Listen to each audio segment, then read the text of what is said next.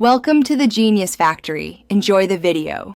You start by locking down prerequisites, decide your canonical domain and protocol, and verify the CMS and server behavior so changes stick.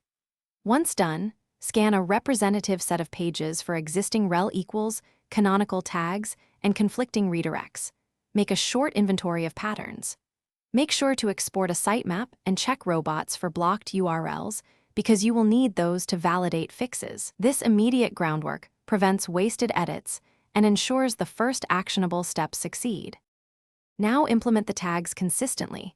Inject absolute rel equals canonical links in the head that point to the chosen URL, matching redirect behavior exactly. If you use a CMS, modify the template or plugin. If server-side, add header generation logic test on a staging copy. For parameterized pages, canonicalize to the core URL and use rel equals prev/next for paginated series. After deployment, crawl a sample to confirm the canonical points where you expect. This prevents split signals. Finish by validating. Run a full crawl, compare rel equals canonical values to actual HTTP redirects and sitemap entries, and watch how search consoles report indexing. If search engines ignore your tag, check for conflicting signals, meta-noindex, hreflang mismatches, or inconsistent redirects.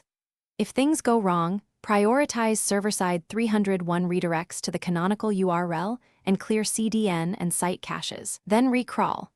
This final pass removes ambiguity and ensures search engines. Thanks for watching. If you found this helpful, don't forget to like and subscribe.